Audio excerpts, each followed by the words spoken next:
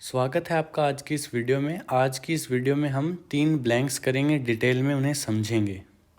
Video की शुरुआत हम इस वर्ड से कर रहे हैं। इस वर्ड की प्रोनाउंसिएशन होती है हाइलिनोबैट्रिकियम। हिंदी में भी मैंने इसको लिख दिया है, आप वहाँ से सीख सकते हैं। और ये होता क्या है, ये एक मेंढक की प्रजाति होती है और वो मेंढक अदृश्य हो सकता है, उसकी एक खासियत है। इस मामले में हम आज एक ब्लैंक करेंगे। ब्लैंक आपके सामने है और आप इसका पहला ही वर्ड देख सकते हैं कि हाइलिनोबैट्रिकियम ही है। सबसे पहले हम ऑप्शंस को क्लियर करेंगे। मोरल क्या होता है? मोरल का हिंदी मीनिंग तो होता है नैतिक। और जैसे बचपन में हम मोरल वैल्यूज़ पढ़कर आए थे, तो मोरल वैल्यूज़ का मतलब होता है कि क्या गलत है और क्या सही है, एक बच्चे को सिखाना। नैतिक अधिकार आप कह सकते हैं, नैतिक कर्तव्य कह सकते हैं। तो उस हिसाब का पहला हमारे पास वर्ड है। अगला हमारा वर्ड है अपॉन। देखिए, अपॉन और ऑन में कोई फ़र्क नहीं होता, लेकिन बात फॉर्मल पे जब आ जाती है तब हम अपॉन यूज़ करते हैं, और बात अगर नॉर्मल स्तर की है तो हम ऑन यूज़ कर देते हैं, और कोई फ़र्क नहीं है। अगला वर्ड है यूनिक। यूनिक का मतलब होता है अद्वितीय, जिसके जैसा कोई दूसरा ना हो, अद्वितीय, ठीक है। और जिसको हम अलग भी कह सकते हैं। अगला वर्ड है प्रीडेटर। प्रीडेटर आपको ऐसा समझिए कि प्रीडेटर का मतलब तो होता है दरिंदा या शिकारी। यहाँ पे हमारे पास दो वर्ड्स आते हैं, एक तो ये प्रीडेटर तो है ही, और दूसरा वर्ड आता है प्रे। अब इनका जो आपस में जोड़ा चलता है कि एक वर्ड अगर आता है तो ये साथ में इसके कभी कभी हमें देखने को मिल जाता है। प्रीडेटर का मतलब होता है शिकारी, और प्रे का मतलब होता है शिकार, जिस पे शिकारी हमला करेगा या उसको पकड़ेगा या उसको मार देगा, उसको हम प्रे कहते हैं, ठीक है। अगला वर्ड हमारे पास है हैबिटेट। हैबिटेट का मतलब होता है निवास। जहाँ पे हम निवास करते हैं, जो हम जहाँ रहते हैं, उस चीज़ को हम हैबिटेट कहते हैं। डेंस का मतलब होता है घना।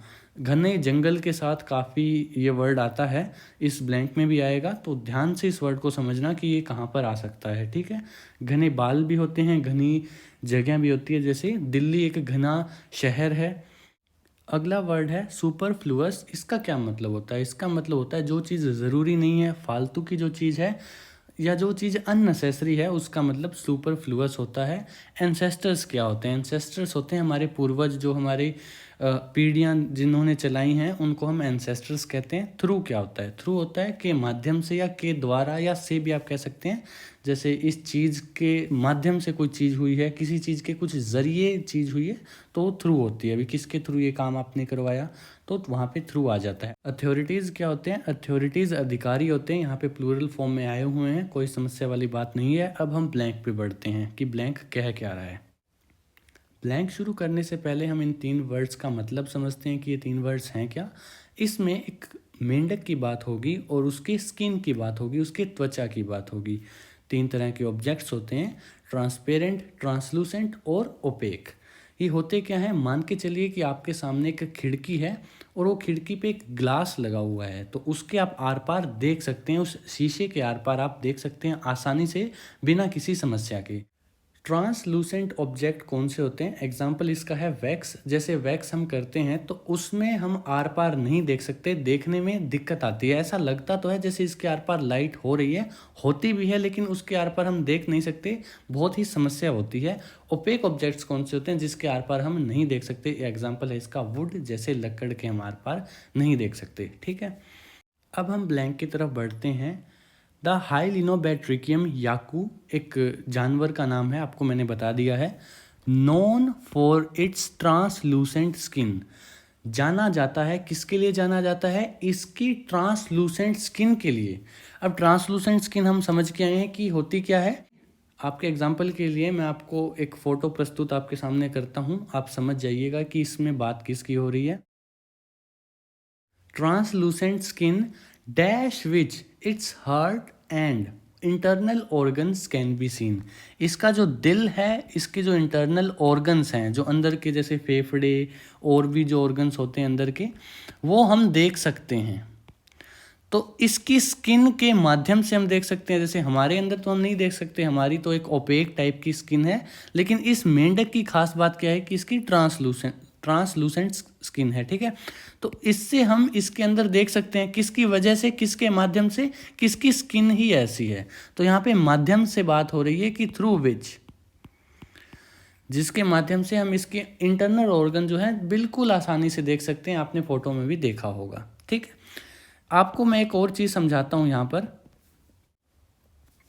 अब मैं आपको डबल कोमा की कंडीशन समझा रहा हूँ कि डबल कोमा को आप कैसे हैंडल कर सकते हैं, कैसे उससे आप ब्लैंक कर सकते हैं। मान के चलिए मैं एक एग्जांपल लेता हूँ, द सिटी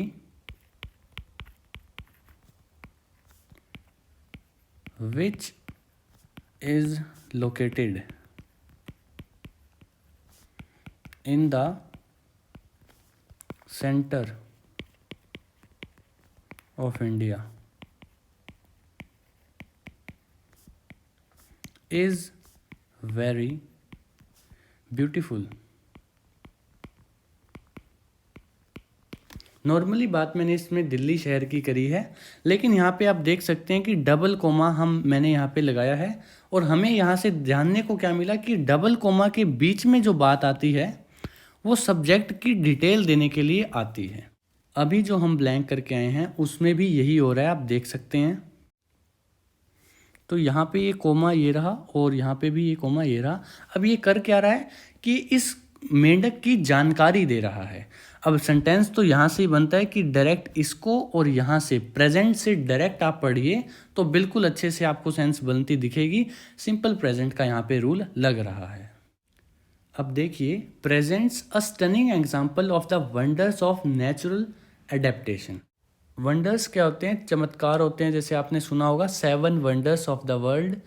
ठीक है, उसके हिसाब का ये वर्ल्ड है। अब ये प्रकृति का एक वंडर है, एक चमत्कार है कि ये जानवर कुछ है ही ऐसा कि जिसके हम आर पार देख सकते हैं। ठीक है, researchers have been studying. Researcher इस चीज़ को स्टडी कर रहे हैं। दीज ग्लास फ्रॉग्स, ये ऐसे दिखते हैं कि जैसे एक कांच की तरह हैं जिसके हम आर पार देख सकते हैं, और उनको अंडरस्टैंड कर रहे हैं। उनकी टेक्निक्स को अंडरस्टैंड कर रहे हैं हम। कोमोफ्लेग टेक्निक्स क्या होती हैं? जो अदृश्य करवा देती हैं। जैसे आपने गिरगिट को देखा होगा, कैमिलियन को देखा होगा, वो क्या करता है अपना प्रकृति के हिसाब से वो अपना रंग बदल देता है, तो दिखता ही नहीं है हमें वो कि वहाँ कोई जानवर है भी या नहीं है। इस जानवर के भी पास ऐसी ही कुछ टेक्निक्स हैं, मतलब तकनीक हैं। और ये तकनीक कैसी हैं? ठीक है, टेक्निक हमारे पास यहाँ पे नाउन है। ठीक है, ये भी एक नाउन है। अब नाउन की विशेषता कौन बताता है? एक एडजेक्टिव बताता है। अब नीचे देखिए एडजेक्टिव क्या क्या है। अब मैं आपको एग्जाम्पल के साथ एक एक वर्ड का मतलब दिखाता हूँ कि ये है क्या। मोरल क्या है? मोरल एक एडजेक्टिव है। जैसे मोरल वैल्यूज़। ठीक है, वैल्यूज़ कैसी हैं? वैल्यूज़ की विशेषता क्या है कि वो मोरल है, वो नैतिक है। अपॉन क्या है? अपॉन एक प्रेपोजिशन है। यूनिक क्या है? यूनिक एडजेक्टिव है। जैसे यूनिक पर्सन आपने देखा होगा, कोई बड़ा ही यूनिक पर्सन है, वो बड़ा ही अलग है, उसके जैसा कोई है ही नहीं। प्रीडेटर्स क्या है? प्रीडेटर एक नाउन है। प्रीडेटर तो प्रीडेटर ही होते हैं, ना ही किसी चीज़ की विशेषता बताते, ना ही कोई क्रिया है। सेम हैबिटेट्स भी ऐसा ही है कि ये नाउन है। ठीक है, डेंस क्या होता है? जैसे डेंस मैंने आपको जंगल कहा था, डेंस जंगल, तो ये क्या है? अब इस हिसाब से जंगल की क्या विशेषता है कि वो क्या है? डेंस है, वो घना है, तो ये भी एक एडजेक्टिव हुआ। सुपरफ्लुअस क्या होता है? ये भी एक एडजेक्टिव है। जैसे फालतू की जानकारी, सुपरफ्लुअस इंफॉर्मेशन। ठीक है, एंसेस्टर्स नाउन है। थ्रू प्रेपोजिशंस है हमारे पास, प्रेपोजिशन है एक, जैसे अपॉन है। अथॉरिटीज़ क्या है? अथॉरिटीज़ नाउन है। तो इस हिसाब से यहाँ पे एक एडजेक्टिव की डिमांड हो रही है, जैसे कि यहाँ पे एक प्रेपोजिशन की हो रही थी। अब आपको चूज़ करना है, भी किसी के ऊपर रख रहे हैं, किसी से काम हो रहा है, तो से की सेंस आई थी, तो यहाँ पे प्रेपोजिशन की हमने डिमांड पूरी कर दी थी। ये ब्लैंक हमारा ठीक होगा। अब यहाँ पे एक एडजेक्टिव की डिमांड हो रही है, अब क्या करें? एडजेक्टिव देखिए कौन कौन से हैं। मोरल, यूनिक, डेंस और सुपरफ्लुअस। फालतू की कोई भी टेक्निक नहीं होगी, घनी टेक्निक नहीं होगी, नैतिक टेक्निक भी नहीं होगी। अब इसको एक मेंढक को ये तो नहीं पता ना भी क्या अच्छा है या क्या बुरा है, इसको तो बस करना है जो करना है। तो इसकी कैसी टेक्निक है? यूनिक टेक्निक है इसकी। यहाँ से इसका क्या है भी, इसकी काफ़ी अद्वितीय है भी, इसके जैसी टेक्निक तो किसी के पास है ही नहीं। ठीक है, विच प्रोटेक्ट देम, वो प्रोटेक्ट करती है, जो इसकी टेक्निक्स है इस मेंढक को बचाएगी। किससे बचाएगी? अब इस पे खतरा मंडरा रहा है तभी बचाएगा। बचना तभी होता है जब खतरा मंडरा रहा होता है, और खतरा किससे मंडराएगा? अब यहाँ पे नाउन की डिमांड हो रही है, ठीक है। अब क्या है नाउन हमारे पास? एंसेस्टर, पूर्वजों से कोई खतरा है, अधिकारियों से कोई खतरा है, प्रीडेटर, शिकारियों से खतरा हो सकता है, जो इन्हें हंट करने जाते हैं, जो इनको मार के या इनको पकड़ कर कैद करके इन पे स्टडी करेंगे, उनसे इनको खतरा है। लेकिन अगर ये कैमोफ्लेज टेक्निक्स का यूज़ करके बच सकते हैं ये, तो यहाँ पे इस हिसाब से क्या आया? प्रीडेटर्स आया, भी ये शिकारियों से बचना चाहते हैं। These studies unveil, unveil word को आप समझिए। वेल क्या होता है? वेल एक घूंघट होता है। जैसे अब अनवेल क्या हुआ? घूंघट हटाना हुआ, कि आपको पता लग जाएगा कि स्टडी ने क्या बताया। सीक्रेट्स थे इनके एम्फीबियन सर्वाइवल। अब एम्फीबियन क्या होते हैं? एम्फीबियन वो जानवर होते हैं जो पानी में भी सांस ले सकते हैं और धरती पर भी सांस ले सकते हैं। अगर आपने बेन 10 कार्टून देखा है तो उसमें भी एक एम्फीबियन नाम का एक एलियन था, जो पानी में भी काम करता था और लैंड पे भी काम करता था। सर्वाइवल स्ट्रेटजीज, स्ट्रेटजीज क्या होती है? रणनीति होती है, जिंदा रहने की टेक्निक्स, जो रणनीति इसकी है। तो स्टडी क्या है? जो ये स्टडी हुई थी उसने इन्हीं के बारे में प्रकाशित करते हुए कहा है कि स्ट्रेटजीज बनाते हैं। कहाँ पे बनाते हैं?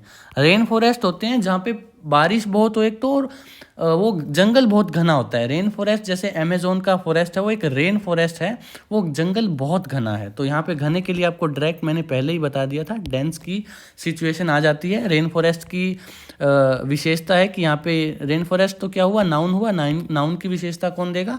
एक एडजेक्टिव देगा। डेंस हमारे पास एडजेक्टिव है, ठीक है। And the intricate relationship between, intricate relationship क्या होता है? जो समझना मुश्किल हो, जो रिश्ता समझना मुश्किल हो। किसके बीच में समझना मुश्किल है? स्पीशीज, जो ये प्रजाति है मेंढक की, उसके बीच में, और किसके बीच में? इनके। एंड का रूल आपको मैंने पिछली वीडियो में भी समझाया था भाई, जो इधर है प्लूरल है वो ही इधर आएगा। अब आप प्लूरल देखिए क्या क्या है। प्लूरल प्रीडेटर्स है जो हमने लगा दिया है, हैबिटेट्स है, और प्लूरल क्या है? एंसेस्टर्स और अथॉरिटीज। अब भाई इनके कोई अधिकारी नहीं होंगे, इनके पूर्वज हो सकते हैं, लेकिन बात अब यहाँ पे किसकी हो रही है? रेन फॉरेस्ट की हो रही है। और रेन फॉरेस्ट क्या है भाई? एक जगह है रहने की, और हैबिटेट भी क्या होता है? एक निवास स्थान होता है। तो इस हिसाब से यहाँ पे हैबिटेट्स आ जाएगा, ठीक है। और इनके पूर्वजों की बात नहीं करी, इन प्रजाति नॉर्मल इसकी एक ही पीढ़ी की बात कर रहे हैं ये, तो हैबिटेट्स इसमें फिट बैठ रहा है। जल्दी से हम दोबारा देखते हैं। कैन बी सीन, स्किन से दिख सकते हैं। क्या दिख सकते हैं? इसका दिल और इंटरनल ऑर्गन दिख सकते हैं। इनकी जो टेक्निक्स है वो यूनिक है। प्रोटेक्ट होंगे, शिकारियों से प्रोटेक्ट होंगे। रेन फॉरेस्ट कैसा है जी? घना है। स्पीशीज के साथ हैबिटेट्स आ गया, क्योंकि रेन फॉरेस्ट एक निवास स्थान है इनका। अब हम हमारा सेकंड ब्लैंक करते हैं। इसके भी सबसे पहले हम ऑप्शन समझते हैं। ऑप्शन, ड्रॉ का क्या मतलब होता है? चित्र बनाना या कुछ लाइन खींचना, ठीक है। वर्ब है ये, पहले अब क्लियर कर रहा हूँ मैं। एंश्योर क्या होता है? सुनिश्चित करना, किसी चीज़ को पक्का करना, ठीक है। ये भी एक वर्ब है, दोनों ही वर्ब की फर्स्ट फॉर्म में आई हुई हैं। फ्रेम क्या होता है? फ्रेम एक स्ट्रक्चर होता है, जैसे फ़ोटो को फ्रेम में लगवाना है जी हमें, तो आप कहते हैं, तो वही फ्रेम है ये भी भाई, एक ढांचे में एक फ़ोटो को लगवाना है। माइंड क्या होता है? माइंड दिमाग होता है।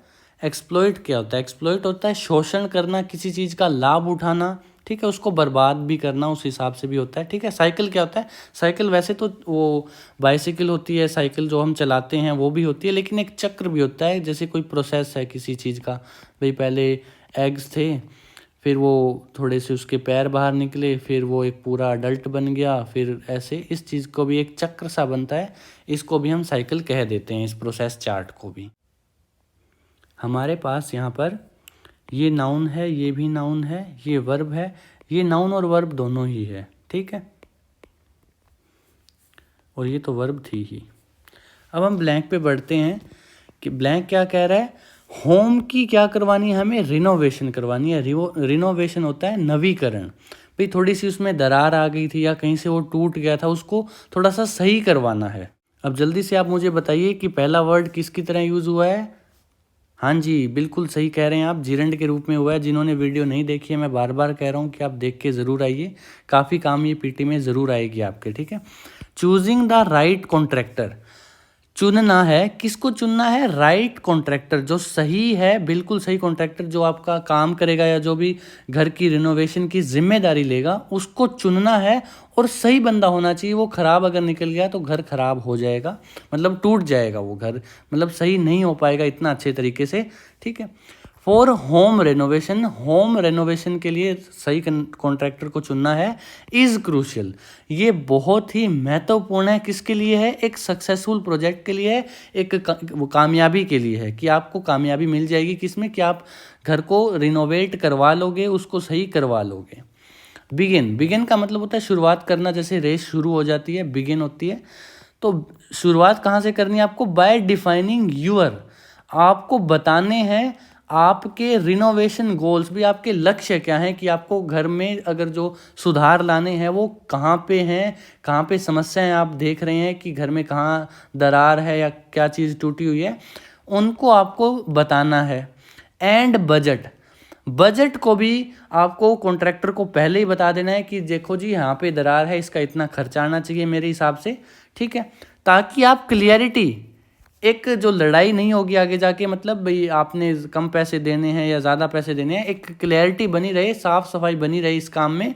On the scope of work, भाई ये काम पे क्लैरिटी बनी रहे, कोई भी काम में समस्या ना आए।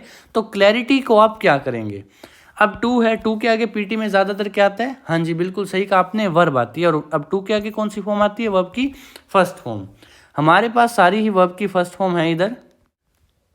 अब लगाएं क्या ब्लैंक में? हम किसी चीज़ का यहाँ पर लाभ नहीं उठा रहे हैं, ना ही कोई हम यहाँ पे साइकिलिंग कर रहे हैं, ना ही कोई चक्कर चल रहा है। अब ड्रॉ और एंश्योर में से हम करें क्या? अब ध्यान देने वाली बात क्या है कि क्लैरिटी को हम क्या करेंगे? क्लैरिटी को हम बनाएंगे, चित्र बनाएंगे या उसको पक्का करेंगे। जैसे हरियाणा में क्या होता है कि वैसे तो ज़्यादातर रिनोवेशन करवाते नहीं है, लेकिन अगर करवाते हैं, खेत का एग्जांपल आप ले सकते हैं। जब भी हम कोई दिहाड़िया रखते हैं तो हम उसके ऊपर ही खड़े रहते हैं या उसके साथ थोड़ा बहुत काम कर लेते हैं, लेकिन हम बिल्कुल अच्छे से उसको बार बार कहते हैं अभी काम अच्छे से होना चाहिए तभी पैसे मिलेंगे, काम अच्छे से होना चाहिए। तो हम ये क्या कर रहे हैं? हम ये चीज़ श्योर कर रहे हैं, सुनिश्चित कर रहे हैं कि हमारा काम बढ़िया होना चाहिए। तो क्या है? इंश्योर आना चाहिए यहाँ पे। ठीक है। अब आगे वाली लाइन क्या कह रही है? रिसर्च पोटेंशियल कॉन्ट्रैक्टर्स, जो बढ़िया बढ़िया कॉन्ट्रैक्टर्स हैं, जो बढ़िया बढ़िया काम करने वाले लोग हैं, उन पे आप रिसर्च करिए। अब रिसर्च किस पे करनी है भाई? उनके किस पे ध्यान दीजिए आप, फोकस किस पे करना है? उनके एक्सपीरियंस पे, उनके अनुभव पे करना है भी। ऐसा नहीं है कि वो आप नया ही बंदा उठा लें और वो समस्या खड़ी कर दे। कस्टमर के रिव्यूज़ देखने आपको भाई। अगर किसी ने उनसे पहले अगर काम करवाया तो उनसे आप जाके पूछिए, या उनसे फ़ोन पे भी आप पूछ सकते हैं कि क्या थे जिनके बढ़िया काम करते हैं या नहीं करते, उनके रिव्यूज़ लीजिए। और उनके पोर्टफोलियो की भी जाके देखिए। जैसे उनकी वेबसाइट पे आप जाके देख सकते हैं उस काम करने वाले बंदे की, कि उसके पास्ट के जो प्रोजेक्ट्स थे, उसके भूतकाल में जो भी उसने किए थे रिनोवेशन वाले काम, वो बढ़िया थे या नहीं थे, उस चीज़ को आप क्या करिए? देख लीजिए। इस चीज़ पे आप रिसर्च करिए। इंपॉर्टेंटली क्या कह रहे हैं? इंपॉर्टेंट काम क्या है? Dash up a detailed contract को डिटेल तरीके से क्या करना है। अब यहाँ पे डिमांड किसकी हो रही है? मौके पे वर्ब की हो रही है। ज़्यादातर ऐसी सिचुएशन में नाउन की होती है, लेकिन सेंटेंस के अकॉर्डिंग हर टाइम सिचुएशन बदल जाती है, तो घबराना बिल्कुल भी नहीं है। अब हम यहाँ पे वर्ब लगाएंगे और वर्ब की फर्स्ट फॉर्म। आपका सवाल ये भी हो सकता है कि इस ब्लैंक में जिरंड क्यों नहीं आया? आ सकता है जिरंड, लेकिन जिरंड हमारे पास ऑप्शंस में नहीं है, आईएनजी किसी के भी नहीं है, तो यहाँ पे आ नहीं सकता उस हिसाब से, वरना आ जाता। क्या समस्या थी यहाँ पे भी? तो अब यहाँ पे डैश अप। अब आपको क्या करना है? वर्ब कौन सी थी? ये थी और ये थी। अब इनमें से देखिए कि अब किसके साथ थोड़ा सा लग रहा है। हिंदी में भी मैं बताऊंगा। एक्सप्लॉइट अप, फ़ायदा उठाइए डिटेल कॉन्ट्रैक्ट का, उसका चक्र चलाइए या उस डिटेल कॉन्ट्रैक्ट को बनाइए। मतलब लिखित में उसको कह दीजिए भी ये काम हमें चाहिए, इतना उसका खर्चा है। जैसे हम बजट वगैरह अपना बनाते हैं, इधर भी इन्होंने कहा है, तो उसको क्या करना है? हमें बना लेना है। Draw up a detailed contract, ताकि कोई भी मिसअंडरस्टैंडिंग आपके अंदर ना आए, ताकि आगे जाके कोई भी आपका लड़ाई झगड़ा ना हो। डायरेक्ट आप उसे कह दें भाई ये हमारा लिखित में ऐसा काम हुआ था, ये हो जाना चाहिए, ऐसा आपको काम कर देना है। इम्पोर्टेंटली काम है ये। रिमेंबर, याद रखें कि एक रिलायबल जो कॉन्ट्रैक्टर होता है, जो रिलायबल जिस पे आप निर्भर रह सकते हैं, वो एक बंदा जो है इज़ की not just for quality of work, ये एक चाबी की तरह है जो न केवल सिर्फ क्वालिटी ऑफ वर्क नहीं है, एक आपको क्वालिटी ही नहीं देगा काम में, but for peace of. Peace क्या होता है जी? शांति होती है, दिमाग की शांति ही होनी चाहिए। और किसी की शांति आप क्या करेंगे? फ्रेम की शांति नहीं हो सकती, किसी लाभ की शांति नहीं हो सकती, कोई चक्र की शांति नहीं हो सकती। ये दोनों तो हमने लगा दिए, तो शांति किसकी रही?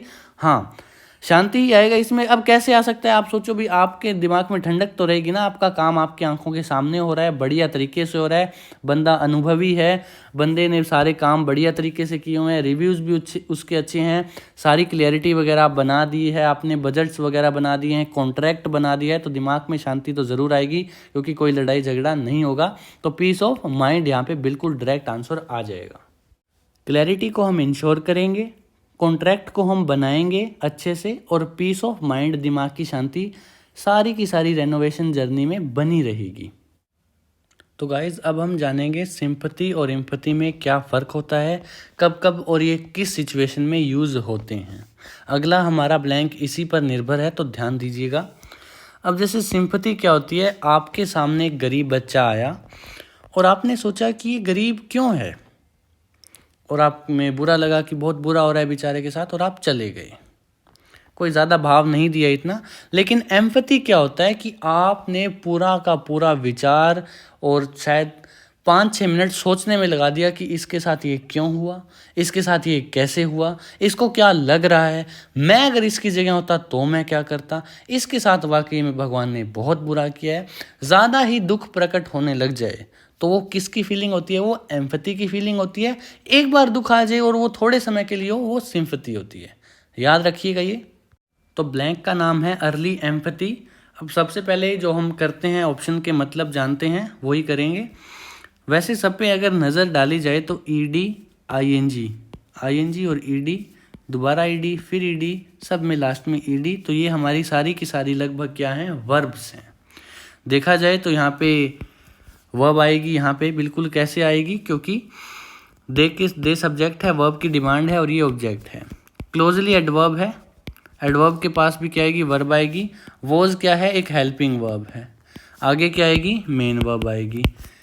यहाँ पे जिरंड के रूप में भी कोई वर्ब रूपी नाउन की ही डिमांड हो रही है, ठीक है। तो मतलब सभी जगह वर्ब आएगी, और ये हमारे पास सारे ऑप्शन में वर्ब ही हैं।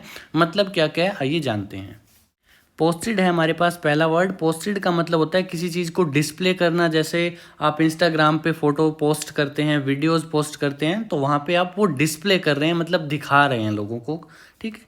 दूसरा है मिररिंग। मिरर क्या होता है? शीशा होता है, सेम उसके जैसा ही है। जैसे आप मिरर में आपको आपकी जैसे परछाई दिखती है या आपको अपनी शक्ल दिखती है, तो आपके जैसी होती है, सेम होती है, वो वैसा सा ही ये वर्ड है। सीमिंग क्या होता है? सीमिंग होता है प्रकट होना, ऐसा लगना, प्रतीत होना। लिंक्ड क्या होता है? लिंक होता है जुड़े हुए। जैसे फ़ोन को लिंक कर दो वाईफाई पासवर्ड से, या किसी चीज़ को लिंक कर डिवाइस, व्हाट्सएप जब भी हम चलाते हैं तब लिंक करते हैं किसी और डिवाइस में। कंडक्टर क्या होता है? कंडक्ट होता है संचालित करना, मैनेज करना, ऑर्गेनाइज करना, ठीक है भाई। किसी चीज़ को चलाया है, अगर किसी चीज़ को किया है तो वो हमने कंडक्ट किया है, ठीक है। हेजिटेट क्या होता है? हेजिटेट जैसे आप स्पीकिंग में रीड अलाउड बोलते हो तो उसमें आप हेजिटेट करते हो, तो क्या होता है? आप पॉज लेते हो, आप संकोच करते हो, आप थोड़ा सा रुक जाते हो बीच में बोलते बोलते, तो वो एक हेजिटेशन होती है। यहाँ पे वैसा सही ये वर्ड है, हेजिटेशन की वर्ब फॉर्म है ये।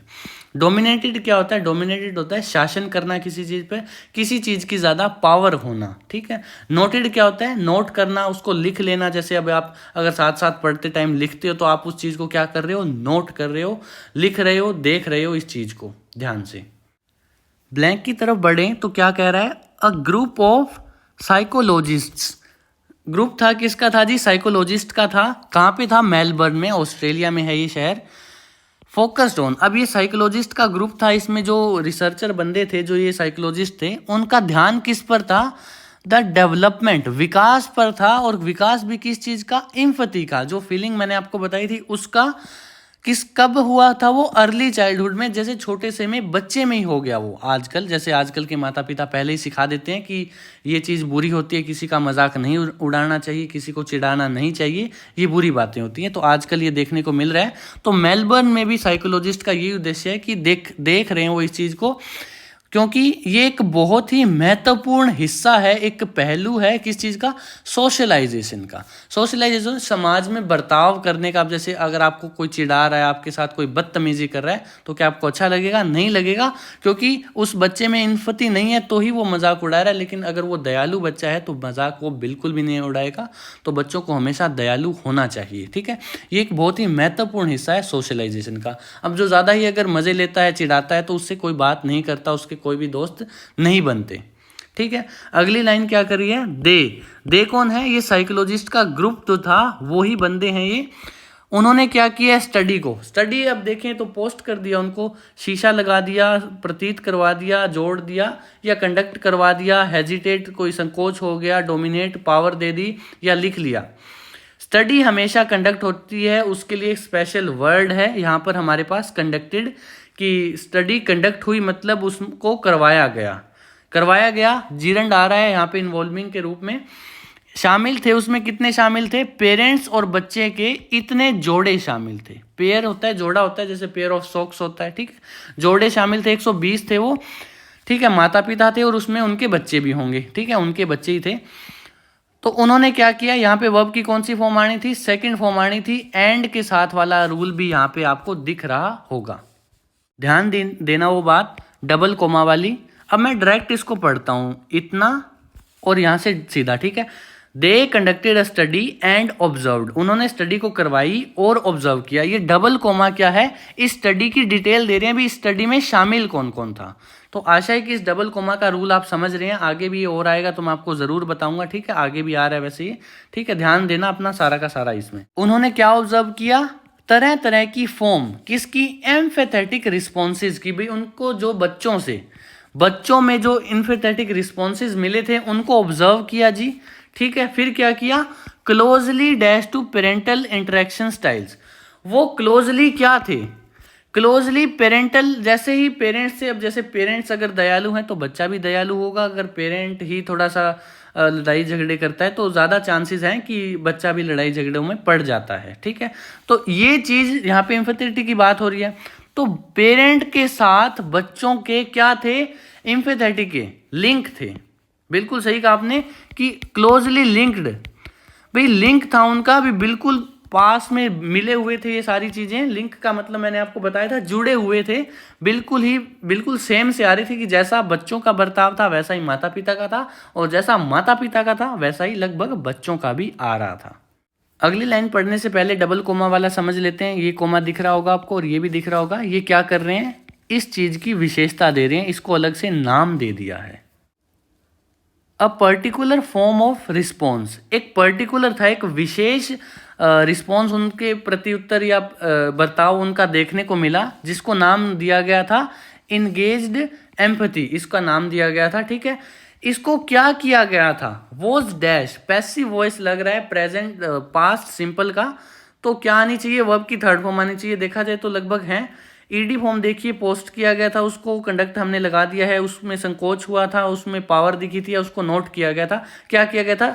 ज़्यादातर नोट किया जाता है। ध्यान में जब भी कोई चीज़ हमें अलग से मिल जाती है, जैसे मैंने आपको कुछ समझाया और आपको कुछ अट्रैक्टिव लगा तो आप उसको लिख लेते हैं ना, वैसे ही इनको भी कुछ ऐसा लगा, पर्टिकुलर वो विशेष चीज़ थी, तो उन्होंने भी क्या किया? साइंटिस्ट बंदों ने, साइकोलॉजिस्ट ने नोट कर लिया उसको। वो उसके आगे थर्ड फॉर्म आनी थी, रूल है ये, ठीक है। उसको नोट कर लिया गया जब बच्चों ने दिखाया एक जेन्युइन, एक जो बिल्कुल ओरिजिनल था, वो चिंता का विषय दिखाया। उन्होंने चिंताएं दिखाई कि बहुत बुरा हो रहा है, और समझा किसको समझा? अदर्स के इमोशंस को समझा, ठीक है। Dash their parents empathetic behaviour, जो कि पेरेंट्स के बिहेवियर के जैसा सा था, ठीक है। इनके बच्चों का जेन्युइन कंसर्न देखा और उनको समझा, उनके बाकी इमोशंस को समझा, जो कि अक्सर किसकी जैसा था? पेरेंट्स की जैसा था। तो जैसे के लिए क्या वर्ड है हमारे पास? मिररिंग, जिरंड के रूप में यहाँ पे आ जाएगा। कोमा ये रहा, अगर आपको नहीं दिखा हो तो मिररिंग, भाई ऑफन मिररिंग, बिल्कुल मिरर के जैसा था। भाई माँ बाप मिरर के सामने खड़े हैं और बच्चा भी उनके बीच में ही है, तो सेम उनका बिहेवियर जो था वो सेम था। बिल्कुल इजी ब्लैंक था। आशा है आपको समझ में आया होगा, ठीक है। एक बार रिवाइज भी करते हैं इसको। स्टडी को हम कंडक्ट करवाते हैं जी, उनके जो बच्चों के थे वो पेरेंट के इंटरेक्शन स्टाइल से लिंक थे, मेल खाते थे। उन्होंने इंगेज्ड एम्पैथी को नोट किया, साइंटिस्ट लोगों ने, ये साइकोलॉजिस्ट जो भी हैं ध्यान रखना, ठीक है। और ये क्या कर रहा था, मिरर बिल्कुल सेम लग रहा था पेरेंट्स के एम्पैथेटिक बिहेवियर के जैसे लग रहा था, ठीक है। बहुत इजी ब्लैंक था। आशा है कि आपको तीनों ब्लैंक समझ में आए होंगे। अगर आपको कोई भी साइट के किसी भी ब्लैंक में समस्या आ रही है तो आप कमेंट में लिख सकते हैं, मैं उनको ज़रूर समझाऊंगा आपके लिए। अगर आपको वीडियो अच्छी लगी और समझ में आई तो हमें अपनी प्रतिक्रिया ज़रूर दें।